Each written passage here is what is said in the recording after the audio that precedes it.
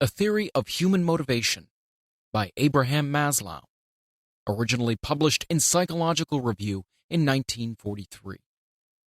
1. Introduction. In my previous paper, A Preface to Motivation Theory, various propositions were presented which would have to be included in any theory of human motivation that could lay claim to being definitive. These conclusions may be briefly summarized as follows. 1. The integrated wholeness of the organism must be one of the foundation stones of motivation theory. 2. The hunger drive, or any other psychological drive, was rejected as a centering point or model for a definitive theory of motivation. Any drive that is somatically based and localizable was shown to be atypical rather than typical in human motivation. 3. Such a theory should stress and center itself upon ultimate or basic goals rather than partial or superficial ones, upon ends rather than means to these ends. Such a stress would imply a more central place for unconscious rather than conscious motivations. 4. There are usually available various cultural paths to the same goal. Therefore, conscious, specific, local cultural desires are not as fundamental in motivation theory as the more basic, unconscious goals. 5. Any motivated behavior, either preparatory or consumatory, must be understood to be a channel through which many basic needs may be simultaneously expressed or satisfied. Typically, an act has more than one motivation. 6. Practically all organismic states are to be understood as motivated and as motivating. 7.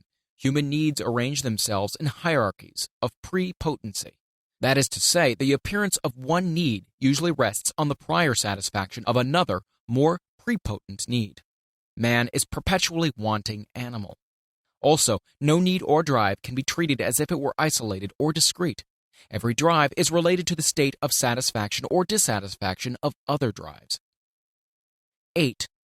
Lists of drives will get us nowhere for various theoretical and practical reasons. Furthermore, any classification of motivations must deal with the problems of levels of specificity or generalization of the motives to be classified. 9. Classifications of motivations must be based upon goals rather than upon instigating drives or motivated behavior. 10. Motivation theory should be human-centered rather than animal-centered. 11. The situation or the field in which the organism reacts must be taken into account, but the field alone can rarely serve as an exclusive explanation for behavior. Furthermore, the field itself must be interpreted in terms of the organism. Field theory cannot be a substitute for motivation theory. 12.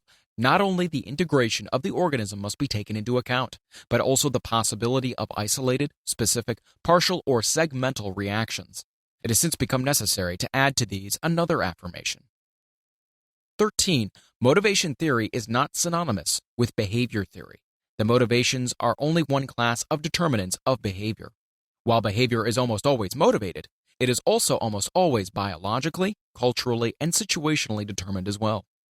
The present paper is an attempt to formulate a positive theory of motivation which will satisfy these theoretical demands and at the same time conform to the known facts, clinical and observational as well as experimental. It derives most directly, however, from clinical experience. This theory is, I think, in the functionalist tradition of James and Dewey, and is fused with the holism of Wertheimer, Goldstein, and Gestalt psychology, and with the dynamicism of Freud and Adler. This fusion or synthesis may arbitrarily be called a general dynamic theory. It is far easier to perceive and criticize the aspects in motivation theory than to remedy them. Mostly this is because of the very serious lack of sound data in this area. I conceive this lack of sound facts to be due primarily to the absence of a valid theory of motivation. The present theory, then, must be considered to be a suggested program or framework for future research, and must stand or fall not so much on facts available or evidence presented, as upon researches to be done. Researches suggested, perhaps, by the questions raised in this paper. 2. The basic needs. Physiological needs, the needs that are usually taken as the starting point for motivation theory, are the so-called physiological drives. Two recent lines of research make it necessary to revise our customary notions about these needs. First, the development of the concept of homeostasis, and second, the finding that appetites, preferential choices among foods, are a fairly efficient indication of actual needs or lacks in the body. Homeostasis refers to the body's automatic efforts to maintain a constant, normal state of the bloodstream. Cannon has described this process for the water content of the blood, salt content, sugar content, protein content, fat content, calcium content, oxygen content, constant hydrogen ion level, acid-base balance, and constant temperature of the blood.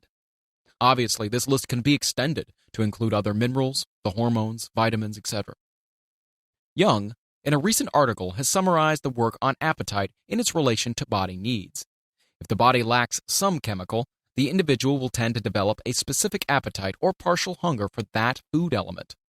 Thus, it seems impossible, as well as useless, to make any list of fundamental physiological needs, for they can come to almost any number one might wish, depending on the degree of specificity of description. We cannot identify all physiological needs as homeostatic. That sexual desire, sleepiness, sheer activity, and maternal behavior in animals are homeostatic has not yet been demonstrated. Furthermore, this list would not include the various sensory pleasures, tastes, smells, tickling, stroking, which are probably physiological, and which may become the goals of motivated behavior. In a previous paper, it has been pointed out that these physiological drives or needs are to be considered unusual rather than typical because they are isolable and because they are localizable somatically. That is to say, they're relatively independent of each other, of other motivations of the organism as a whole, and secondly, in many cases, it's possible to demonstrate a localized, underlying somatic base for the drive. This is true less generally than has been thought. Exceptions are fatigue, sleepiness, maternal responses. But it is still true in the classic instances of hunger, sex, and thirst. It should be pointed out again that any of the physiological needs and the consumatory behavior involved with them serve as channels for all sorts of other needs as well. That is to say, the person who thinks he's hungry may actually be seeking more for comfort or dependence than for vitamins or proteins. Conversely, it is possible to satisfy the hunger need in part by other activities, such as drinking water or smoking cigarettes. In other words, relatively isolable as these physiological needs are, they're not completely so. Undoubtedly, these physiological needs are the most prepotent of all needs. What this means specifically is that in the human being who is missing everything in life in an extreme fashion, it is most likely that the major motivation would be the physiological needs rather than any others. A person who is lacking food, safety, love, and esteem would most probably hunger for food more strongly than for anything else.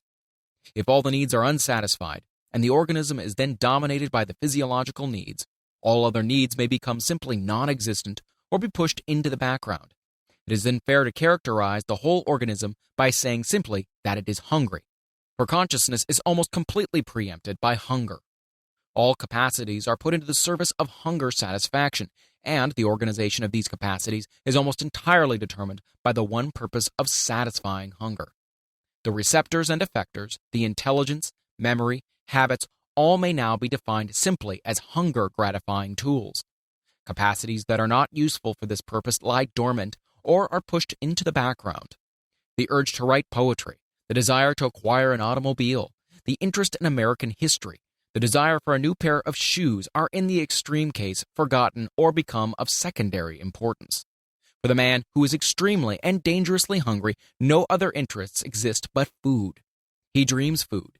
He remembers food. He thinks about food. He emotes only about food. He perceives only food and wants only food. The more subtle determinants that ordinarily fuse with the physiological drives in organizing even feeding, drinking, or sexual behavior may now become so completely overwhelmed as to allow us to speak at this time, but only at this time, of pure hunger drive and behavior, with the one unqualified aim of relief. Another peculiar characteristic of the human organism when it is dominated by a certain need is that the whole philosophy of the future tends also to change. For our chronically and extremely hungry man, utopia can be defined very simply as a place where there is plenty of food. He tends to think that if only he is guaranteed food for the rest of his life, he will be perfectly happy and will never want anything more. Life itself tends to be defined in terms of eating. Anything else will be defined as unimportant. Freedom, love, community feeling, respect, philosophy, may all be waved aside as fripperies which are useless since they fail to fill the stomach. Such a man may fairly be said to live by bread alone. It cannot possibly be denied that such things are true, but their generality can be denied. Emergency conditions are, almost by definition, rare in the normally functioning peaceful society. That this truism can be forgotten is due mainly to two reasons. First, rats have few innovations other than physiological ones, and since so much of the research upon motivation has been made with these animals, it's easy to carry out the rat picture over to the human being. Secondly, it is too often not realized that culture itself is an adaptive tool, one of whose main functions is to make the physiological emergencies come less and less often. In most of the known societies, chronic extreme hunger of the emergency type is rare rather than common. In any case, this is still true in the United States. The average American citizen is experiencing appetite rather than hunger when he says, "I'm hungry." He is apt to experience sheer life and death hunger only by accident, and then only a few times through his entire life. Obviously, a good way to obscure the higher motivations and to get a lopsided view of human capacities and human nature is to make the organism extremely and chronically hungry or thirsty. Anyone who attempts to make an emergency picture into a typical one, and who will measure all of man's goals and desires by his behavior during extreme physiological deprivation, is certainly being blind to many things. It is quite true that man lives by bread alone, when there is no bread. But what happens to man's desires when there is plenty of bread, and when his belly is chronically filled? At once other and quote-unquote higher needs emerge, and these, rather than physiological hungers, dominate the organism. And when these in turn are satisfied, again new, still quote-unquote higher needs emerge, and so on. This is what we mean by saying that the basic human needs are organized into a hierarchy of relative prepotency. One main implication of this phrasing is that gratification becomes as important a concept as deprivation in motivation theory, for it releases the organism from the domination of a relatively more physiological need, permitting thereby the emergence of other, more social goals. The physiological needs, along with their partial goals, when chronically gratified, cease to exist as active determinants or organizers of behavior. They now exist only in a potential fashion, in the sense that they may emerge again to dominate the organism if they are thwarted. But a want that is satisfied is no longer a want. The organism is dominated and its behavior organized only by unsatisfied needs. If hunger is satisfied, it becomes unimportant in the current dynamics of the individual. This statement is somewhat qualified by a hypothesis to be discussed more fully later, namely, that it is precisely those individuals in whom a certain need has always been satisfied who are best equipped to tolerate deprivation of that need in the future, and that furthermore, those who have been deprived in the past will react differently to current satisfactions than the one who has never been deprived. The safety needs. If the physiological needs are relatively well gratified, there then emerges a new set of needs, which we may categorize roughly as the safety needs. All that has been said of the physiological needs is equally true, although in lesser degree, of these desires. The organism may equally well be wholly dominated by them. They may serve as the almost exclusive organizers of behavior, recruiting all the capacities of the organism in their service, and we may then fairly describe the whole organism as a safety-seeking mechanism. Again, we may say of the receptors, the effectors of the intellect, and other capacities that they are primarily safety-seeking tools. Again, as in the hungry man, we find that the dominating goal is a strong determinant not only of his current world outlook and philosophy, but also of his philosophy of the future. Practically everything looks less important than safety. Even sometimes the physiological needs which being satisfied are now underestimated.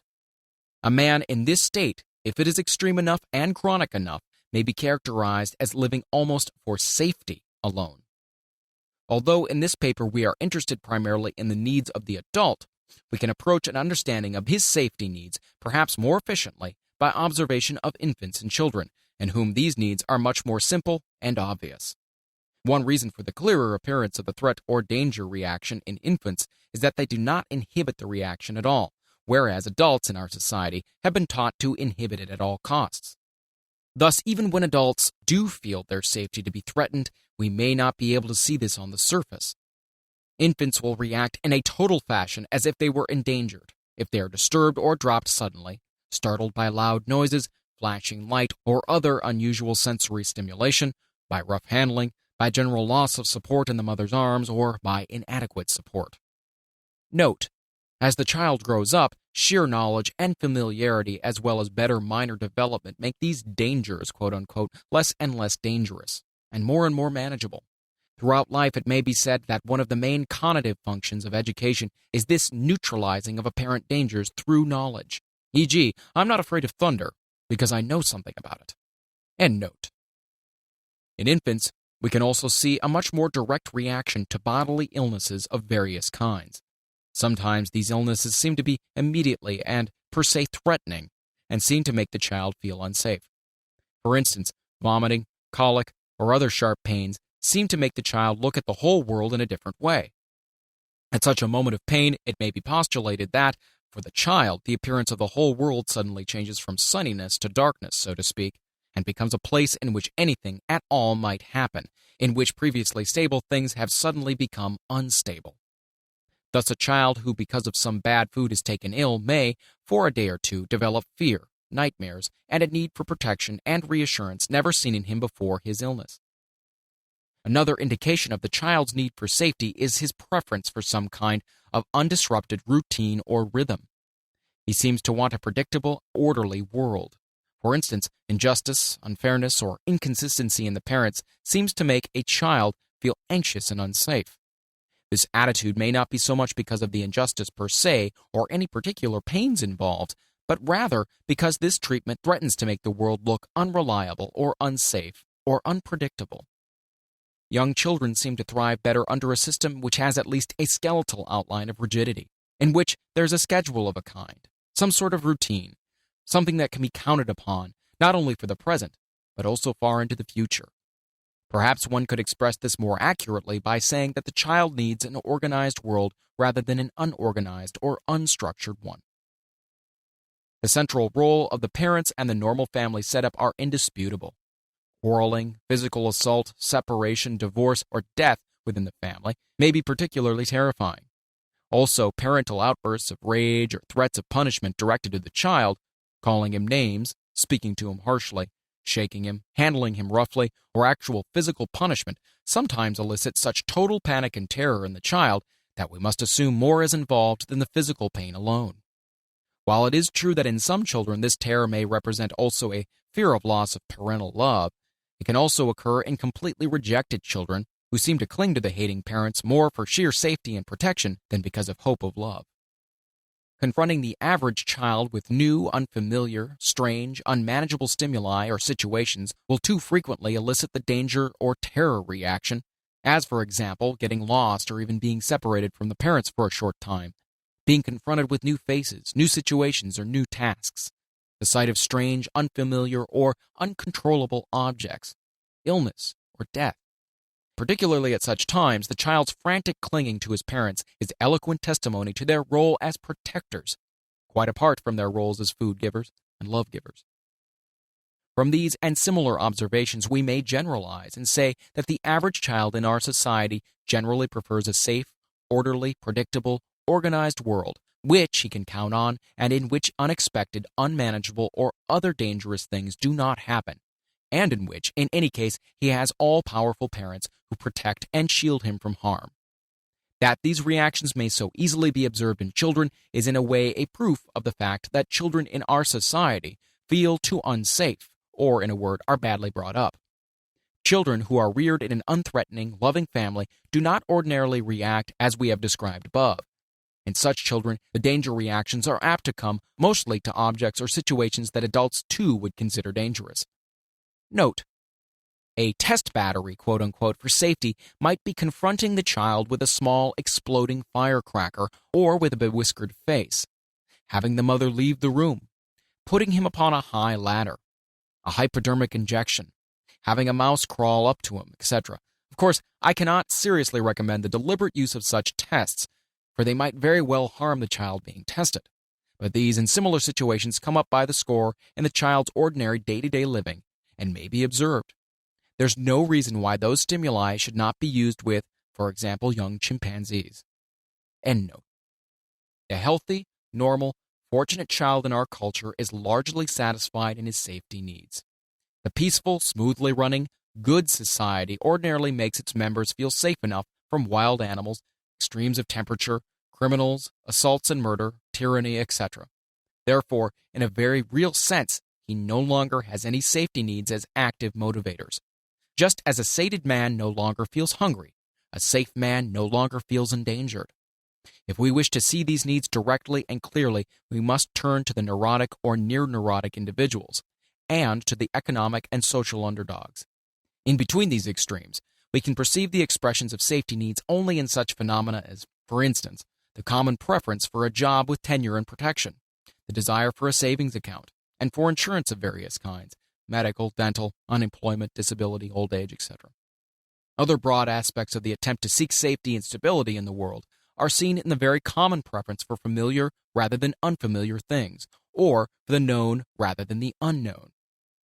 The tendency to have some religion or world philosophy that organizes the universe and the men in it into some sort of satisfactorily coherent, meaningful whole is also in part motivated by safety-seeking. Here too we may list science and philosophy in general as partially motivated by the safety needs.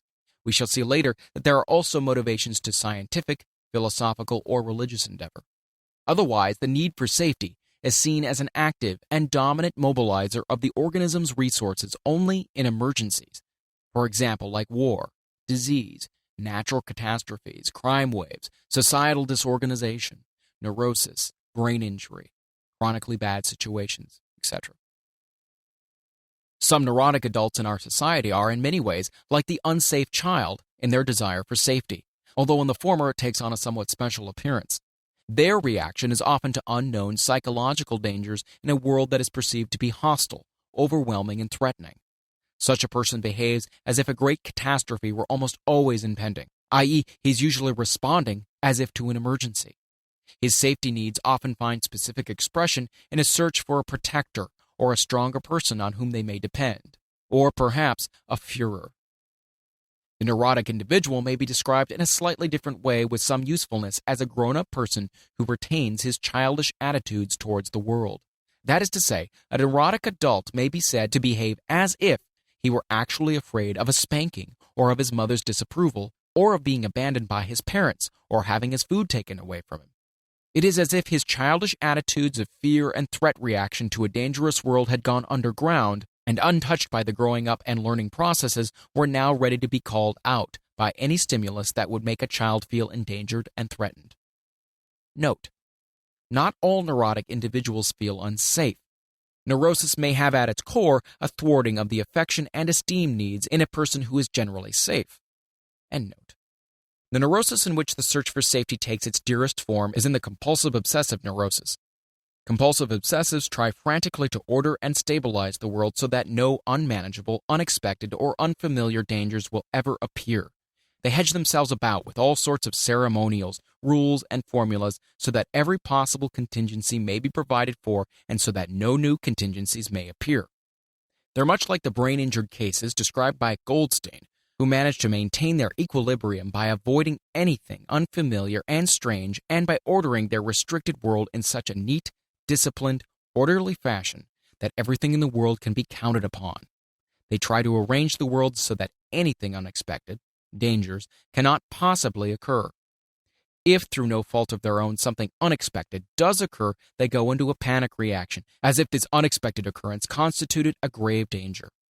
What we can see only as a none too strong preference in the healthy person, e.g. preference for the familiar, becomes a life and death necessity in abnormal cases. The love needs. If both the physiological and the safety needs are fairly well gratified, then there will emerge the love and affection and belongingness needs, and the whole cycle already described will repeat itself with this new center. Now the person will feel keenly as never before the absence of friends or a sweetheart or a wife or children. He will hunger for affectionate relations with people in general, namely, for a place in his group, and he will strive with great intensity to achieve this goal. He'll want to attain such a place more than anything else in the world and may even forget that once, when he was hungry, he sneered at love. In our society, the thwarting of these needs is the most commonly found core in cases of maladjustment and more severe psychopathology. Love and affection, as well as their possible expression in sexuality, are generally looked upon with ambivalence and are customarily hedged about with many restrictions and inhibitions. Practically all theorists of psychopathology have stressed thwarting of the love needs as basic in the picture of maladjustment. Many clinical studies have therefore been made of this need, and we know more about it perhaps than any of the other needs except the physiological ones. One thing that must be stressed at this point is that love is not synonymous with sex. Sex may be studied as a purely physiological need. Ordinarily, sexual behavior is multi-determined, that is to say, determined not only by sexual, but also by other needs, chief among which are the love and affection needs. Also not to be overlooked is the fact that the love needs involve both giving and receiving love. The esteem needs. All people in our society, with a few pathological exceptions, have a need or desire for a stable, firmly based, usually high evaluation of themselves, for self-respect or self-esteem, and for the esteem of others. By firmly based self-esteem, we mean that which is soundly based upon real capacity, achievement, and respect from others.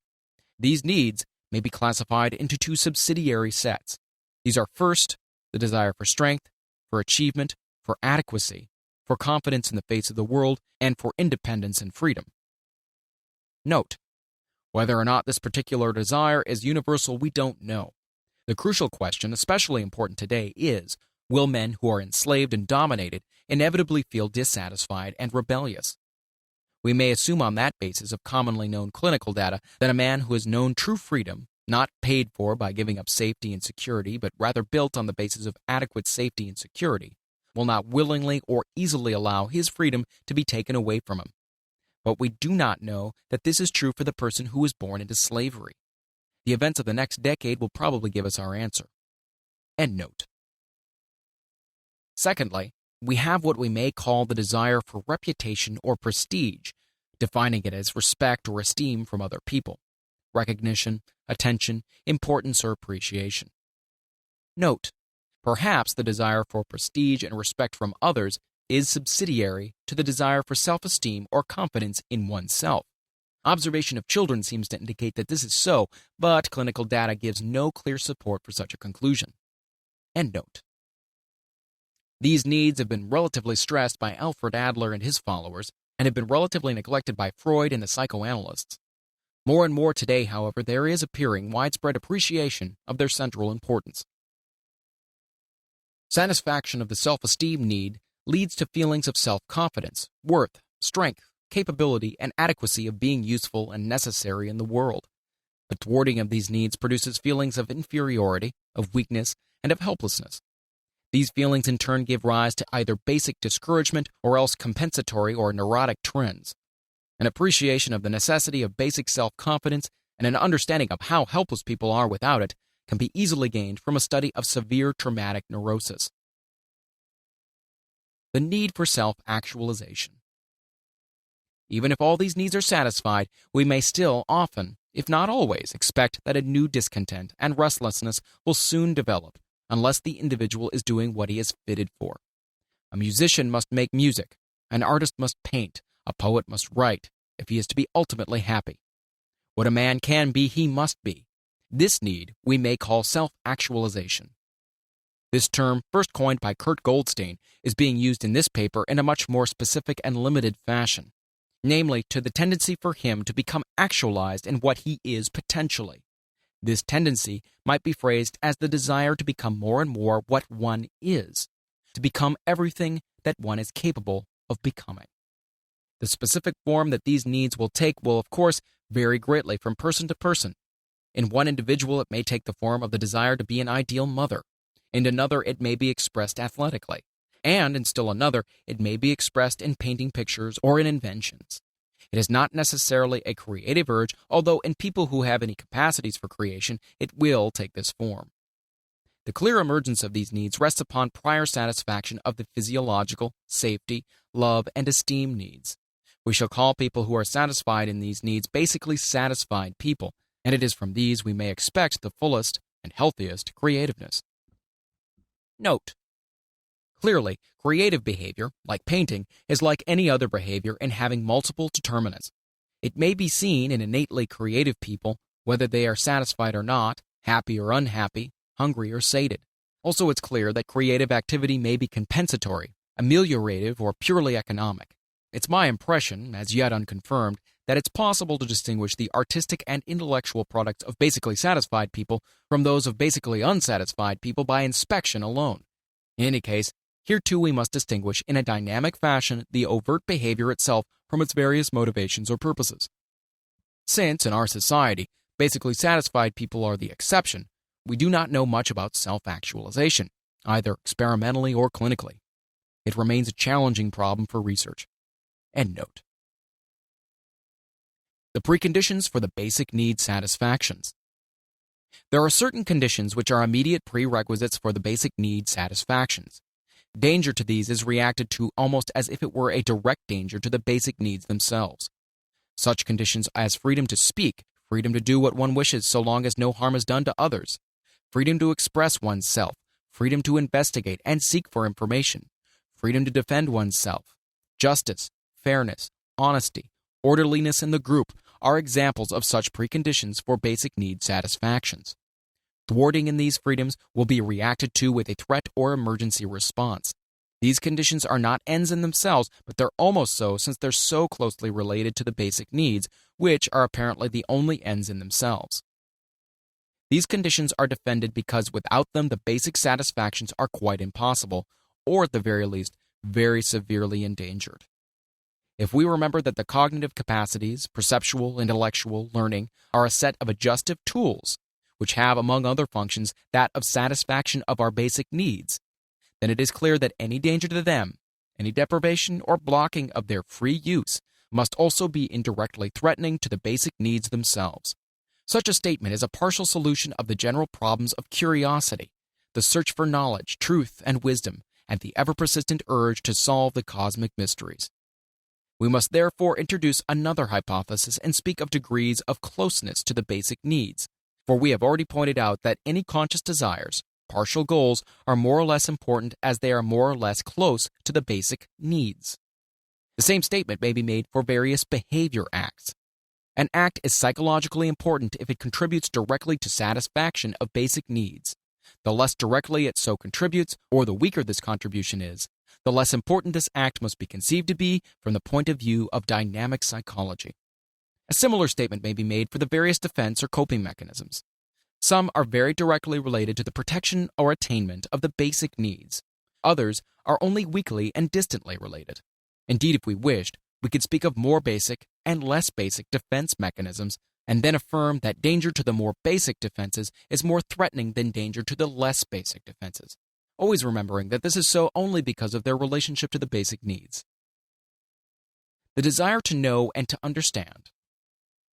So far, we've mentioned the cognitive needs only in passing.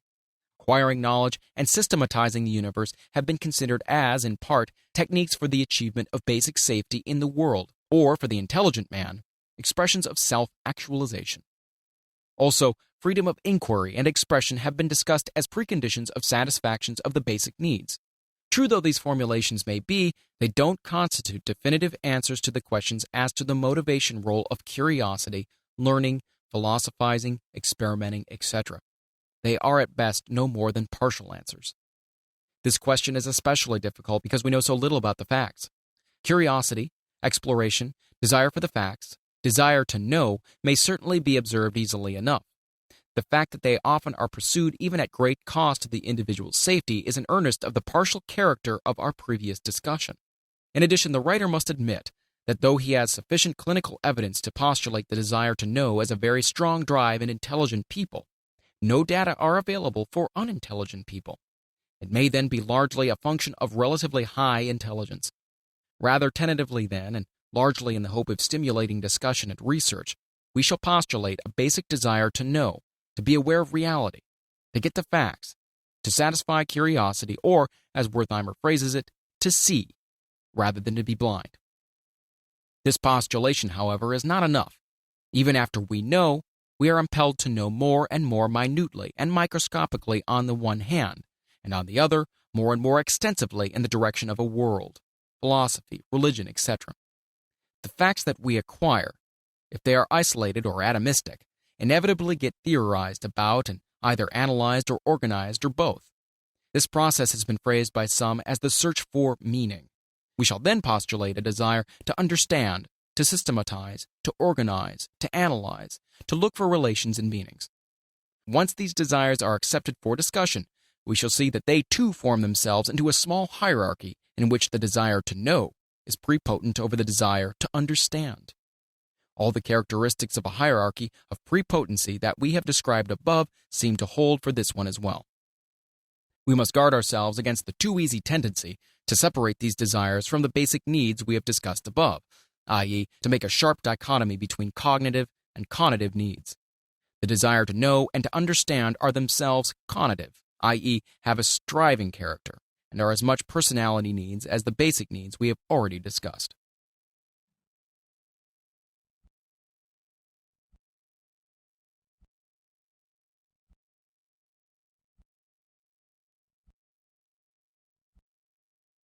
Three, further characteristics of the basic needs. The degree of fixity of the hierarchy of basic needs. We have spoken so far as if this hierarchy were a fixed order, but actually it is not nearly as rigid as we may have implied.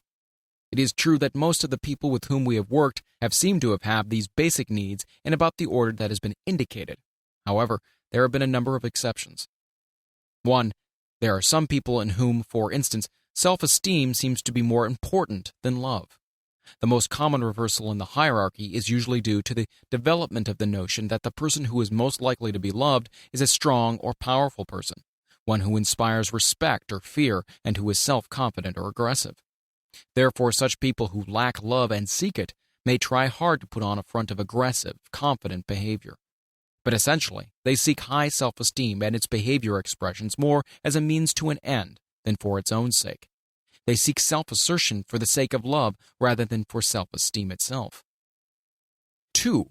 There are other, apparently innately creative people in whom the drive to creativeness seems to be more important than any other counter-determinant.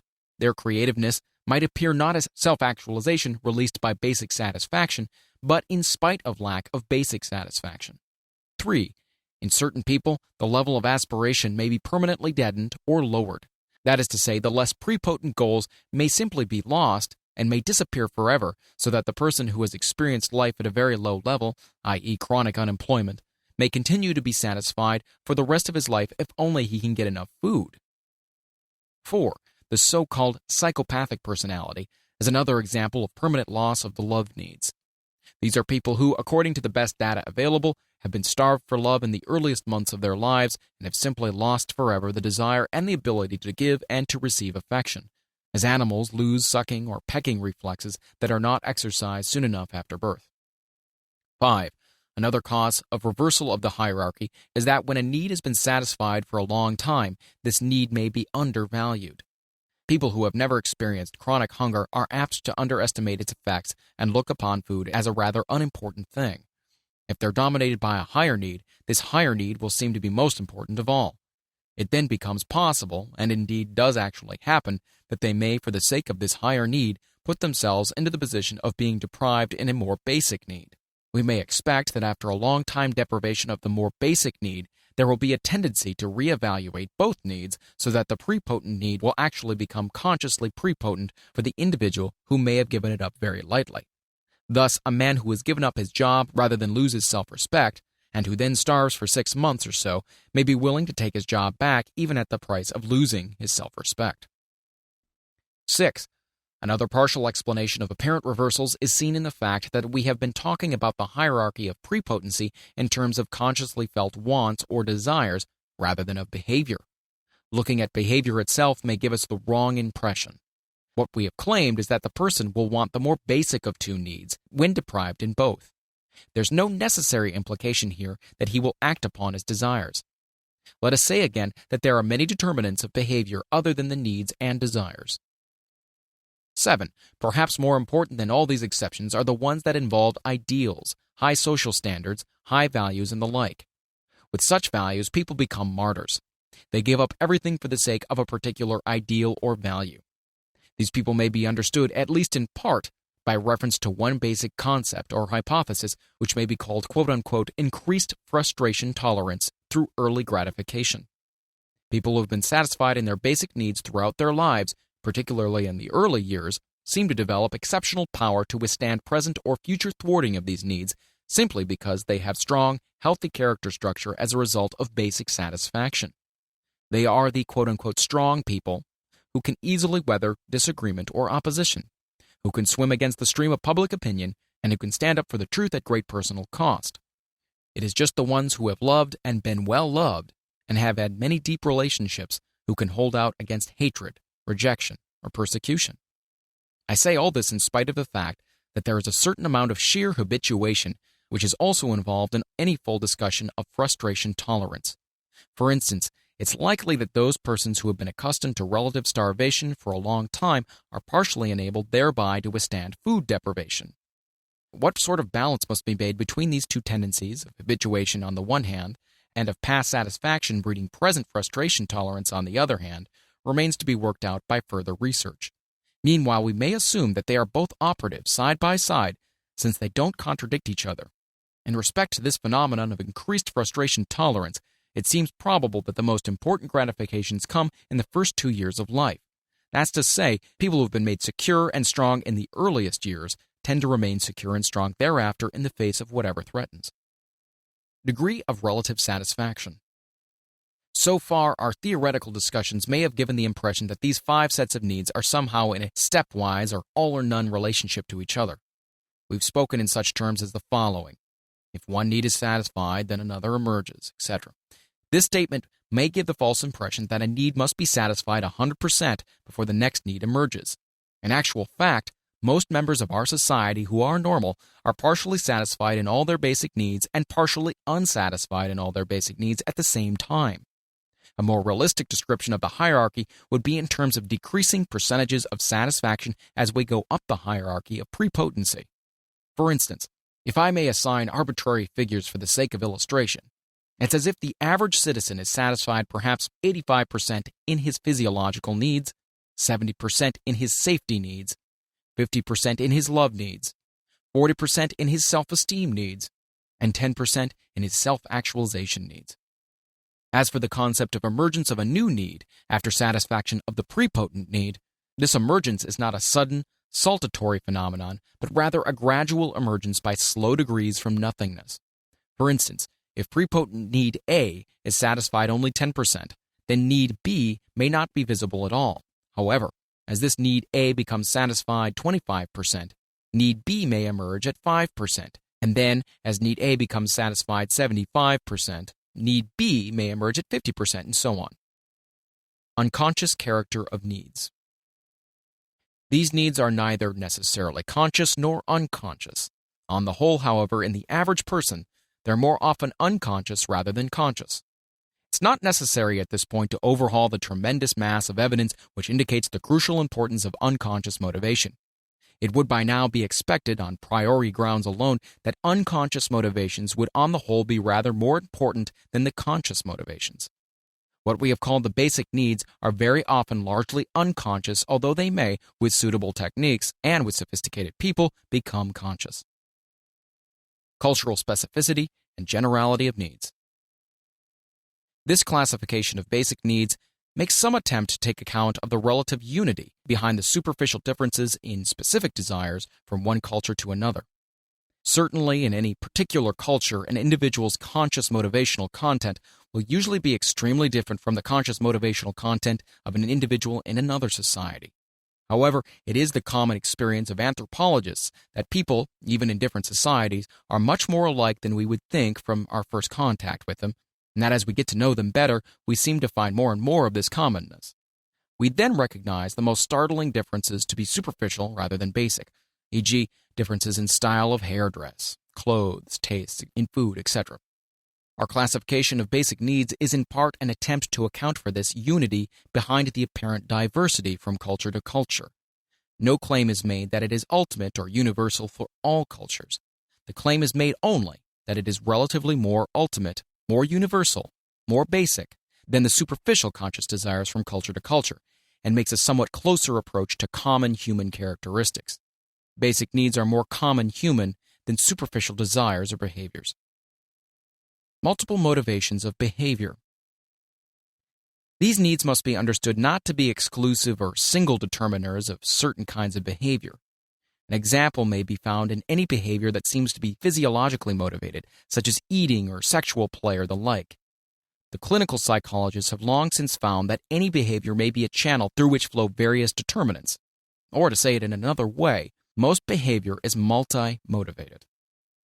Within the sphere of motivational determinants, any behavior tends to be determined by several or all of the basic needs simultaneously rather than by only one of them. The latter would be more an exception than the former. Eating may be partially for the sake of filling the stomach and partially for the sake of comfort and amelioration of other needs. One may make love not only for pure sexual release, but also to convince oneself of one's masculinity, or to make a conquest, to feel powerful, or to win more basic affection. As an illustration, I may point out that it would be possible, theoretically if not practically, to analyze a single act of an individual and see in it the expression of his physiological needs, his safety needs, his love needs, his esteem needs, and self-actualization. This contrasts sharply with the more naive brand of trait psychology, in which one trait or one motive accounts for a certain kind of act, i.e., an aggressive act is traced solely to the trait of aggressiveness. Multiple determinants of behavior. Not all behavior is determined by the basic needs. We might even say that not all behavior is motivative. There are many determinants of behavior other than motives. Note, I'm aware that many psychologists and psychoanalysts use the term motivated, quote-unquote, and determined, quote-unquote, synonymously, e.g. Freud, but I consider this an obfuscating usage. Sharp distinctions are necessary for clarity of thought and precision in experimentation. End note. For instance, one other important class of determinants is the so-called field determinants. Theoretically, at least, behavior may be determined completely by the field or even by specific isolated external stimuli, as in association of ideas or certain conditioned reflexes. If in response to the stimulus word table, I immediately perceive a memory image of a table, this response certainly has nothing to do with my basic needs. Secondly, we may call attention again to the concept of degree of closeness to the basic needs, or degree of motivation. Some behavior is highly motivated, other behavior is only weakly motivated. Some is not motivated at all, but all behavior is determined. Another important point is that there is a basic difference between expressive behavior and coping behavior, functional striving, purposive goal-seeking. An expressive behavior does not try to do anything. It is simply a reflection of the personality. A stupid man behaves stupidly, not because he wants to, or tries to, or is motivated to, but simply because he is what he is.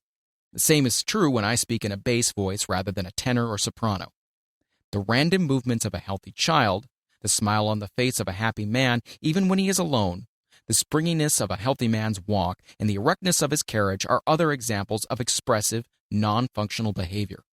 Also, the style in which a man carries out almost all his behavior, motivated as well as unmotivated, is often expressive.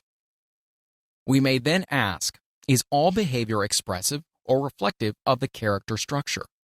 The answer is no. Rote, habitual, automatized, or conventional behavior may or may not be expressive. The same is true for most stimulus-bound behaviors. It is finally necessary to stress that expressiveness of behavior and goal-directedness of behavior are not mutually exclusive categories. Average behavior is usually both. Goals as centering principle in motivation theory. It will be observed that the basic principle in our classification has been neither the instigation nor the motivated behavior, but rather the functions, effects, purposes, or goals of the behavior. It has been proven sufficiently by various people that this is the most suitable point for centering in any motivation theory. Animal and human centering. This theory starts with the human being rather than any lower and presumably simpler animal. Too many of the findings that have been made in animals have been proven to be true for animals, but not for the human being. There's no reason whatsoever why we should start with animals in order to study human motivation.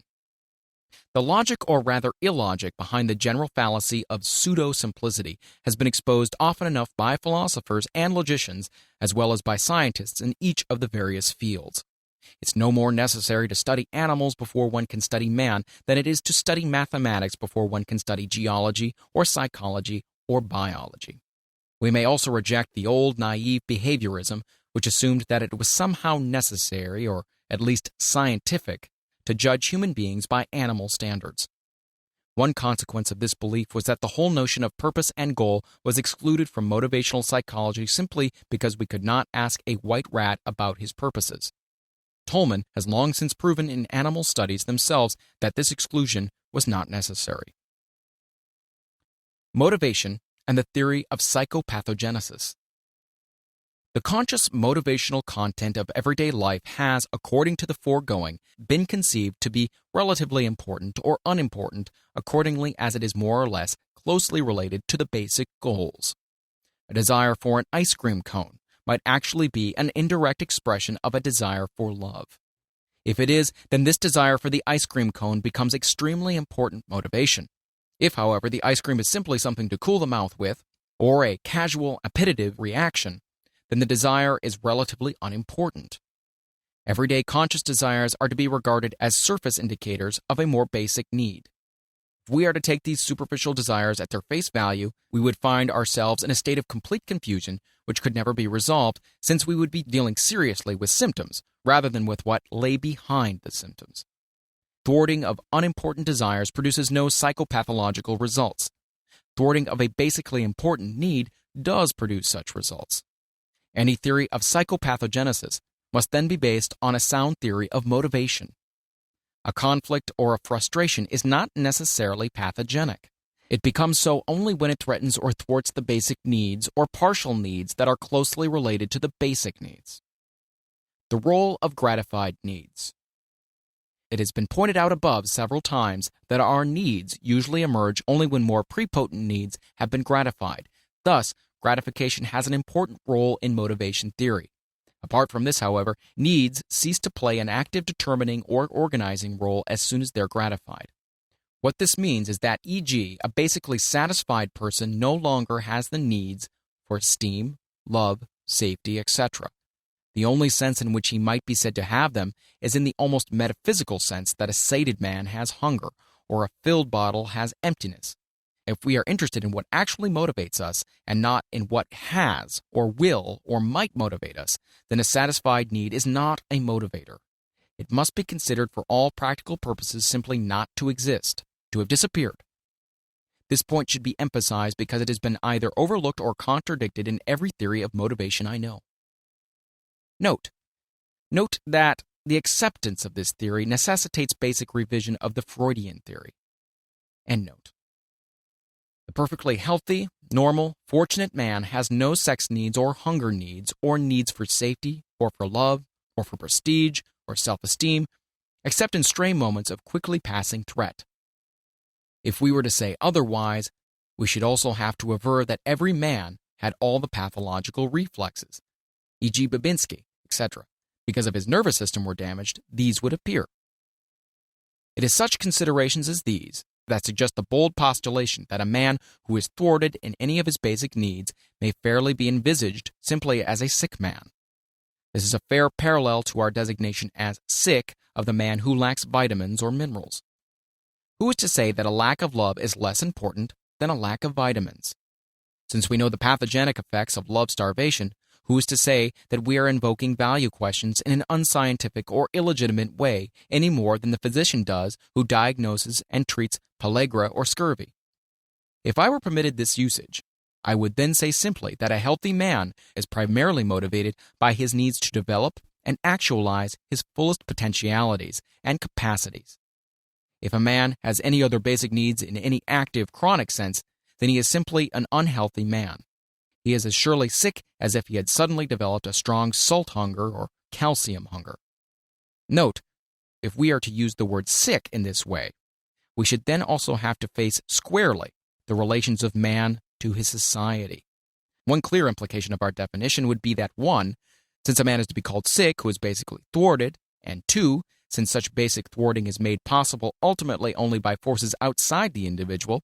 And then 3, sickness in the individual must come ultimately from sickness in the society.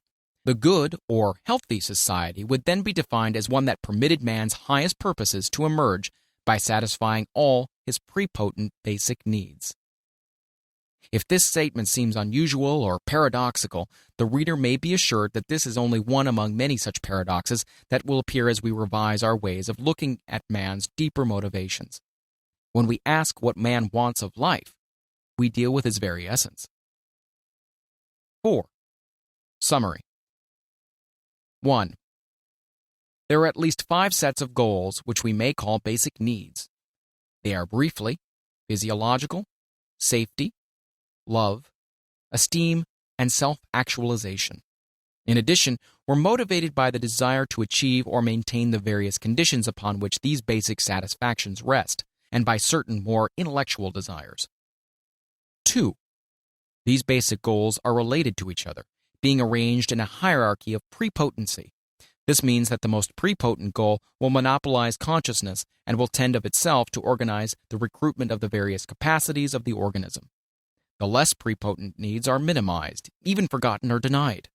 But when a need is fairly well satisfied, the next prepotent, higher need emerges, in turn to dominate the conscious life and to serve as the center of organization of behavior, since gratified needs are not active motivators. Thus, man is a perpetually wanting animal. Ordinarily, the satisfaction of these wants is not altogether mutually exclusive, but only tends to be. The average member of our society is most often partially satisfied and partially unsatisfied in all of his wants. The hierarchy principle is usually empirically observed in terms of increasing percentages of non-satisfaction as we go up the hierarchy. Reversals of the average order of the hierarchy are sometimes observed. Also, it has been observed that an individual may permanently lose the higher wants in the hierarchy under special conditions. There are not only ordinarily multiple motivations for usual behavior, but in addition many determinants other than motives. 3. Any thwarting or possibility of thwarting of these basic human goals, or danger to the defense which protects them, or to the conditions upon which they rest, is considered to be a psychological threat. With a few exceptions, all psychopathology must be partially traced to such threats. A basically thwarted man may actually be defined as a sick man, if we wish. 4. It is such basic threats which bring about the general emergency reactions. 5. Certain other basic problems have not been dealt with because of limitations of space. Among these are A. The problem of values in any definitive motivation theory. B. The relation between appetites, desires, needs, and what is good for the organism. C. The etiology of the basic needs and their possible derivation in early childhood. D. Redefinition of motivational concepts, i.e., drive, desire, wish, need, and goal. E. Implication of our theory for hedonistic theory. F. The nature of the uncompleted act, of success and failure, and of aspiration level. G. The role of association, habit, and conditioning. H. Relation to the theory of interpersonal relations. I. The implications for psychotherapy. J. The implications for a theory of society. K. The theory of selfishness. L. The relation between needs and cultural patterns. M. The relation between this theory and Allport's theory of functional autonomy. These, as well as certain other less important questions, must be considered as motivation theory attempts to become definitive.